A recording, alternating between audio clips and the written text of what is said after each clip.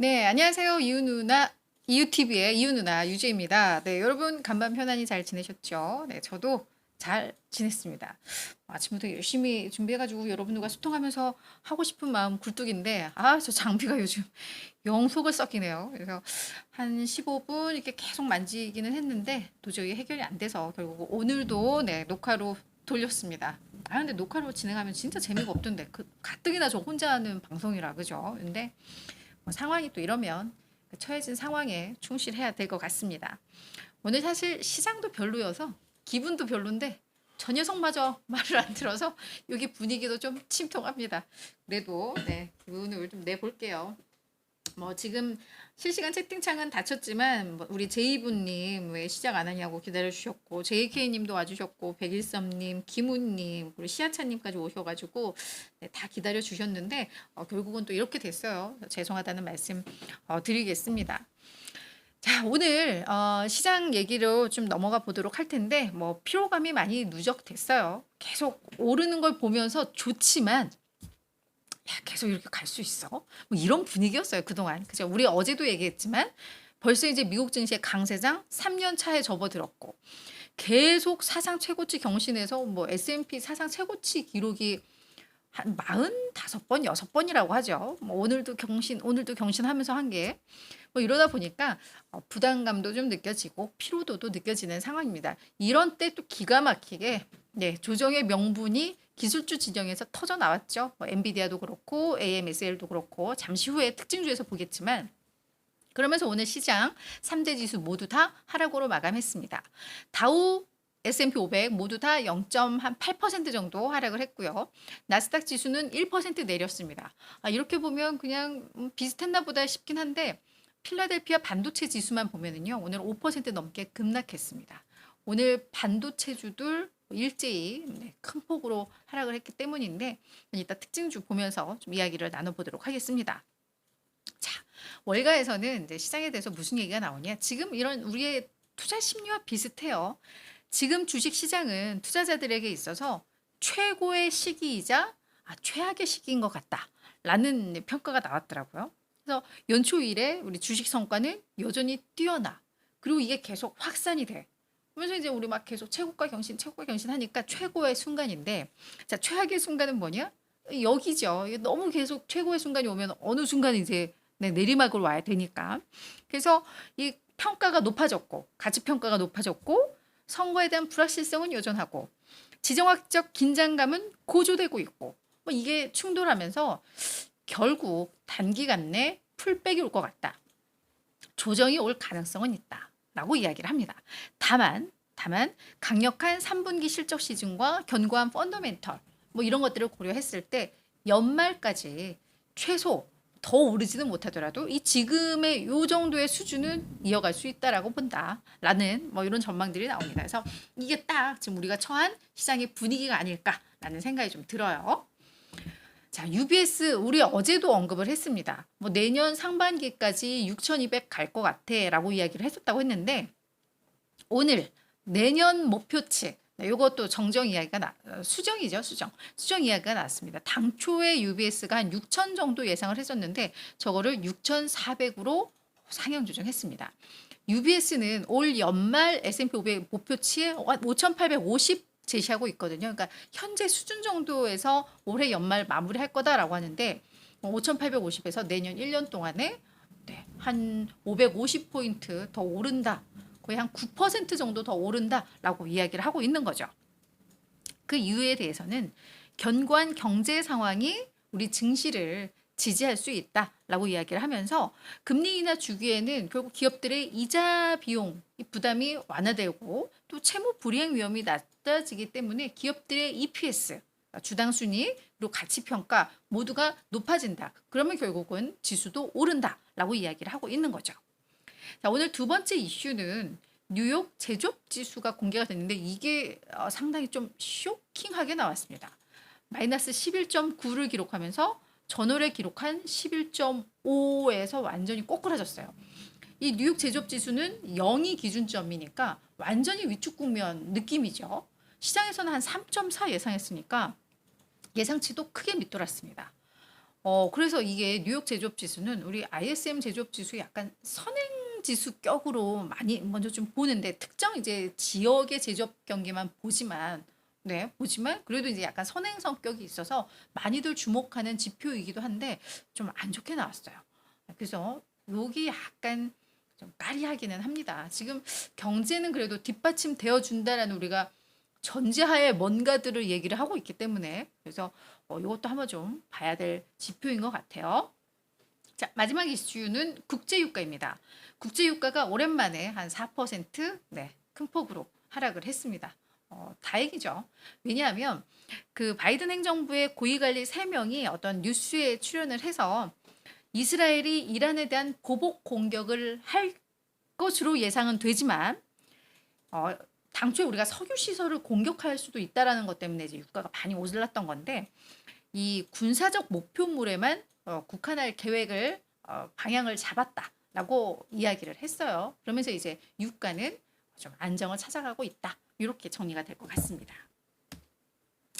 자, 오늘은 정말 특징주들이 쏟아지는 날이었어요. 그래서 눈에 실적도 많았고 그래서 이거 막 하다 보니까 안 되겠다 싶어서 오늘은 실적은 약간 대표성을 띠는 기업 하나만 넣고 나머지는 오늘은 약간 반도체 특집, 반도체 특집의 특징주 약간 이런 느낌인데요. 한번 보겠습니다. 오늘 시장 조정의 가장 큰 빌미가 됐던 엔비디아를 먼저 보도록 할 텐데요. 5%나 주가가 급락을 했습니다. 자, 엔비디아 어떤 일이 있었냐? 이것도 약간 정치 리스크인 것 같아요.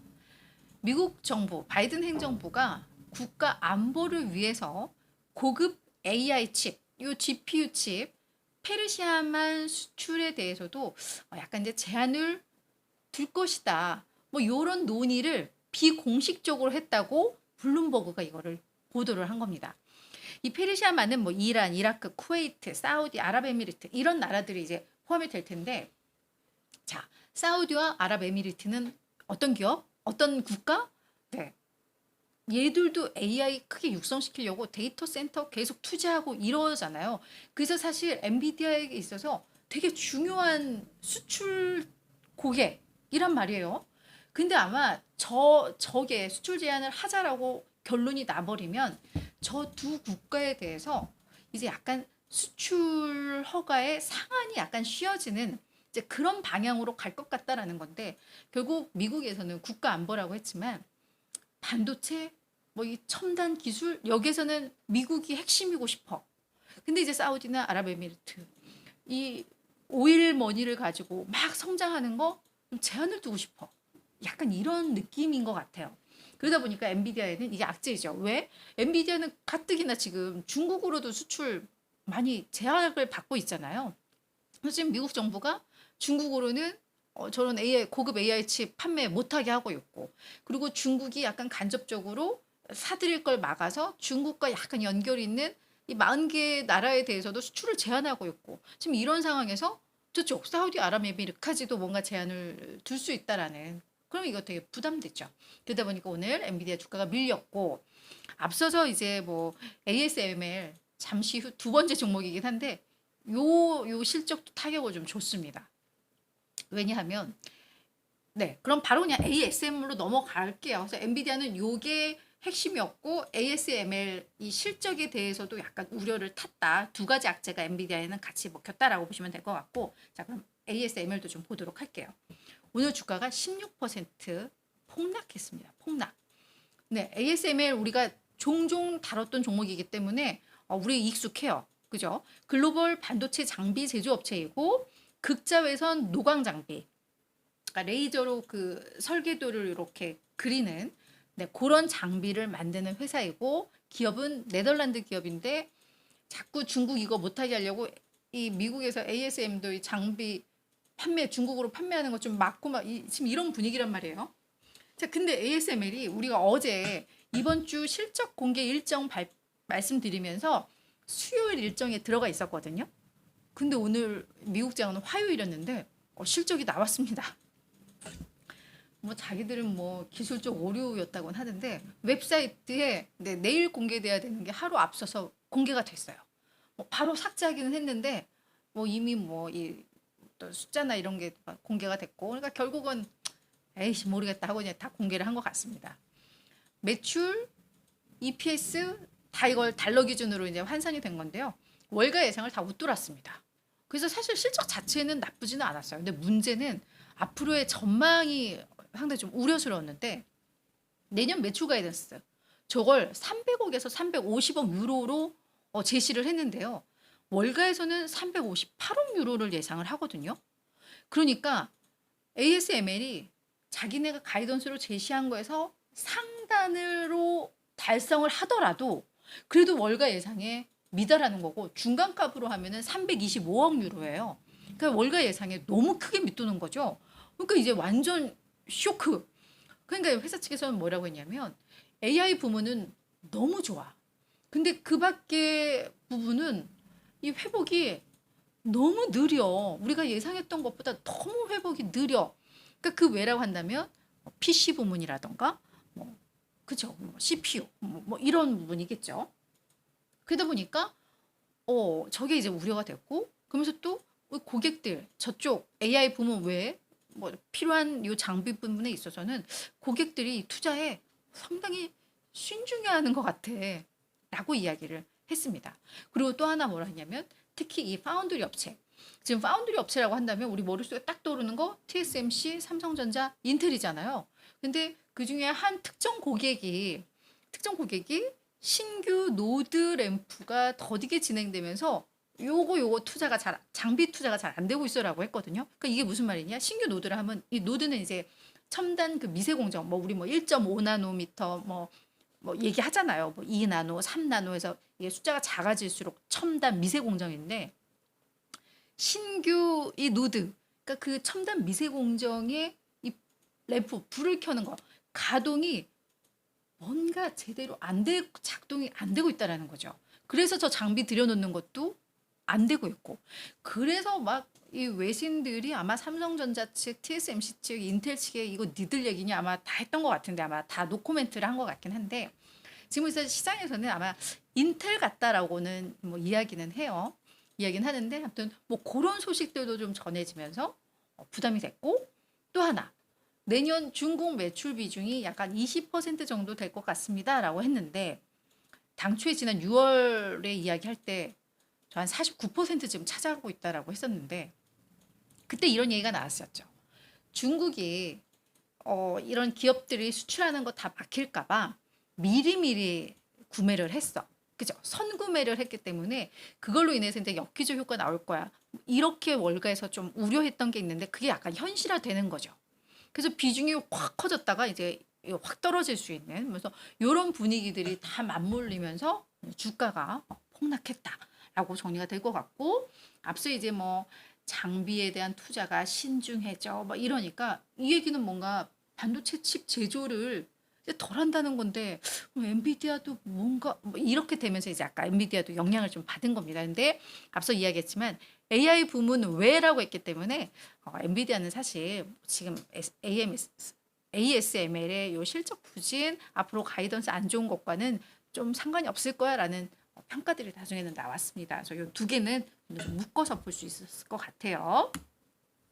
자 마지막은 울프스피드입니다. 우리 지난주였나요? 지난주였나요? 저희 다뤘던 종목인데 오늘 그때 이게 되게 좋지 않은 거였거든요. 주가가 그렇지 않아도 엄청나게 빠졌는데 더 빠진다 약간 이런 보고서였어가지고 약간 가슴이 아팠는데 네 오늘 주가가 뭐 20% 폭등했기 때문에 네, 오늘 요 종목 골라왔습니다.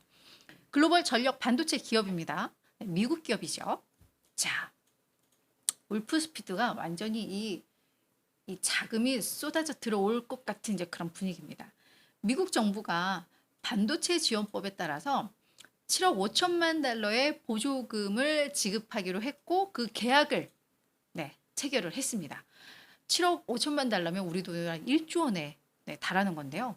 일단 예비 양해각서를 체결했어요. 우리 너희들 지원할게. 이렇게. 그래서 여기에서 제조하는데 이거 써 뭐 이런 거죠.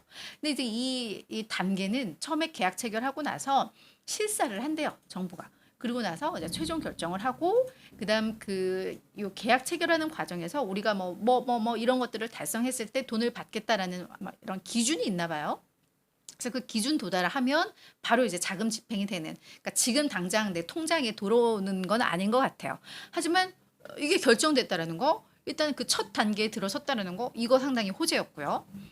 게다가 또 그래서 요 들어오는 돈은 노스캐롤라이나의 지금 뭐 실리콘 카바이드 웨이퍼 제조 공장을 구축 중인 것 같은데 거기에 이제 사용할 거다라고, 요거는 그냥 세부 설명으로 제가 하나 정리해 드렸고요. 또 하나, 이것도 반도체 지원법에 따라서 아마 국세청으로부터 우리 10억 달러의 세금 환급이 들어올 것 같아.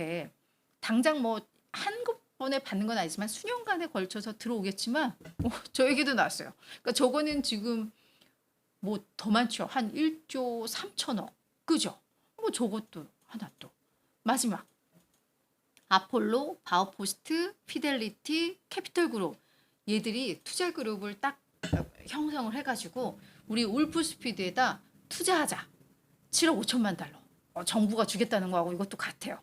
네, 그래서 요 투자 유치 소식까지 전해지면서 오늘 울프스피드 주가 폭등했다. 이렇게 정리가 되면 될 것 같습니다. 자, 이제 주목 2기업입니다. 오늘 주목 2기업은 상당히 간단하고 좀 말랑합니다. 맥도날드, 패스트푸드 프랜차이즈 기업 맥도날드이고 오늘 주가는 1% 올랐습니다. 오늘 모건스탠리의 존 글래스 애널리스트가 투자금 비중 확대 유지하면서 목표 주가를 296에서 340달러로 15% 상향 조정했습니다. 오늘 주가 한 1% 올랐는데요. 한 추가 상승 여력 8에서 9% 더 있다라고 이야기를 하는 건데, 오늘 모건스탠리뿐만 아니라 에버코어, 트루이스트 모두 다 목표 주가를 340달러, 350달러로 다 높였어요. 뭔가 그래서 뭐 이슈가 있었나 봤더니 없었거든요. 제가 찾기에는. 근데 오늘 이렇게 3사에서 목표 주가를 올렸습니다. 뭔가 맥도날드 뭐가 풀리고 있나 보다 라는 생각이 드는데, 자, 이 모건스탠리에서 맥도날드가 이제 올바른 방향성으로 행진하고 있는 것 같아 라고 이야기를 좀 했거든요. 그래서 오늘 정리를 했고, 요 보고서 내용을 보기 전에 맥도날드는 얘들도 꾸준히 이렇게 우상향하는 기업이에요. 약간 코카콜라 뭐 이런 기업하고 비슷하죠, 분위기가. 그래서 얘들도 배당주로도 많이 꼽히는데 얘들도 연평균 배당 수익률이 한 2에서 3% 정도 되더라고요. 우리가 2에서 3% 하면 뭐 애기하는데 주가의 흐름 있다고 보시겠지만 그냥 우상향이에요. 수십 년간. 그래서 뭐 배당주 투자하시는 분들 뭐 또 관심 있으실 테니까 보시면 될 것 같고, 제가 그래, 제 얘기는 지금 할까? 코카콜라에 제가 투자했다고 했잖아요. 근데 코카콜라가 제가 수익률을 지금 봤더니 변동성은 진짜 없어요. 시장 막 급락하고 해도 빠져봤자 1, 2%고 대신에 남들 막 5%, 10% 오를 때 얘 오르는 거 1, 2%입니다. 그렇긴 했는데 그래서 되게 편안해요. 남들 오를 때 약간 배는 아파도 막 급락하고 막 이럴 때 그냥 편안해요. 근데 배당이 생각보다 또 높아요. 그래서 제가 이 투자 수익률을 봤더니 지금 배당 수익률까지 합치면 한 27% 정도 수익이 났더라고요. 그렇게 투자 기간이 길지는 않거든요, 제가. 그래서 제가 오히려 이런 종목이 재미는 없지만 심장 이렇게 쫄깃쫄깃하지 않게 안정적으로 가겠구나라는 생각이 들었어요. 그래서 저는 이제 요즘은 이제 뭐 이런 종목들, 왠지 우리 막 엔비디아에 익숙해 있고 테슬라에 익숙해 있고 이런 분들은 아우 저런 거 어떻게 투자해라고 하시겠지만 수익률로 보면 그렇게 낮지 않습니다. 그래서 이거 말씀을 드리면서 제가 지금 이게 막 이거 약 뿌리고 있는 거죠. 재미없다고 보지 마시고 안 보지 마시고 보셔라. 그렇죠? 자, 실적 시즌이 되니까 이제 눈길이 가나 봅니다. 네, 그래서 이 내용 보도록 할 텐데, 자, 상황이 올바른 방향으로 뭔가 진행이 되고 있는 것 같다라고 요 모건스탠리에서는 이야기를 했습니다. 자, 3분기 뭔가 근본적인 이 변화가 드라마틱하지는 않다. 어떤 펀더멘털이라던가 어떤 산업의 어떤 업황이라던가 뭐 이런 변화가 뭔가 아주 드라마틱하게 뭐 확 바뀐 거는 아니지만 상황이 올바른 방향으로 이제 뭔가 좋아지는 방향으로 개선되고 있는, 그거는 뭔가 확실해 보인다라고 이야기를 합니다. 그러면서 지금 이 맥도날드에 대한 투자 심리와 주가 흐름이 분명히 이런 분위기를 뒤따르고 있는 거다. 흐름 요즘 괜찮거든요. 그래서 이게 증명을 하는 거야라고 이야기를 합니다. 시장이 먼저 선행하잖아요. 그래서 약간 그걸 신뢰하는 분위기입니다. 그러면서 미국 시장, 맥도날드는 다국적 기업이에요. 그죠? 그래서 미국에서도 하고 해외 사업 비중이 뭐 꽤 큰데, 딴 데 해외는 아직 모르겠지만 미국 시장은 분명히 실적이 이제 개선될 것이고 되고 있고, 이게 하반기 주가 상승의 원천이 되고 있다, 될 것이다 라고 이야기를 합니다. 그래서 내년에는 제가 이거는 아무리 찾아도 무슨 말인지 모르겠는데 밸류 리런칭 등이라고 해요. 그래서 밸류 리런칭 대체 뭐지? 뭔가 새로운 어떤 가치를 개선시킬 수 있는 뭔가 제품을 리런칭한다는 건가? 했는데 이거는 찾아봐도 잘 모르겠더라고요. 그래서 이거는 그냥 저희가 느낌으로만 그냥 알면 될 것 같아요. 그래서 어떤 판매를 또 촉진할 수 있는 그게 남아 있다라고 하니까 뭔가 그냥 비즈니스적인 뭔가 전략이 있는 것 같아요. 그래서 이것도 남아 있기 때문에 실적은 하반기도 그렇고 내년에도 괜찮다라고 이야기를 하고 있습니다. 그러면서 이런 게 업황을 따라가는 게 아니라 동종업계에 공통적으로 적용되는 게 아니야 라는 걸 또 강조를 했어요. 그래서 이건 맥도날드의 이야기다라는 거죠. 다만 단계적으로는 전술 측면에서는 조금 더 신중해도 된다라고는 이야기를 합니다. 그래서 약간 긴 호흡으로는 오케이 방향 괜찮고 다 좋지만 단기적으로는 약간 더 신중하게 접근해도 된다라고 하는데, 왜? 해외 판매는 아직 이렇다 개선이 없는 것 같아요. 여전히 좀 어렵고 3분기 실적이 다소 좀 엇갈릴 수 있어. 하나는 예상을 웃돌더라도 하나는 뭐 밑돌거나 이런 부분. 그래서 그런 것 때문에 전술적으로는 단기적으로는 조금 신중하게 들어가되 큰 그림 호흡에 있어서는 괜찮아 라고 이야기를 하고 있죠. 자, 차트 보세요. 그죠? 얼마나 안정적이에요. 그죠? 그래서 이런 흐름 나오고 있습니다. 그래서 작년에 한 12% 주가 올랐다가 올 들어서도 오르고는 있는데 한 5, 6% 정도로 상승 탄력은 약간은 둔화가 되고는 있습니다만, 차트 보시면 그죠? 이런 차트, 이런 배당 좋아하는 분들 분명 있으시죠? 자, 그리고 월가에서는 38명 중에 24명, 한 63%가 매수 의견입니다. 투자 의견 컨센서스는 비중 확대 정도 되고 있고요.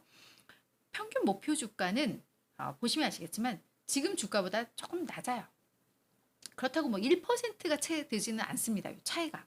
그래서 그냥 현재 주가가 뭐 적정 주가다라고 하는데 이렇게 느리게 움직이는 종목은 뭐 갭이 크지는 않습니다. 참고하시면 좋겠지만, 다만 제가 앞서서 오늘 세 곳 모건 스탠리, 뭐 트루이스트, 그다음에 뭐 에버코어 ISI 얘들이 다 목표가 올렸다고 했는데 대부분 340에서 350으로 올렸다고 했잖아요. 그게 이제 월가 최고 목표가입니다.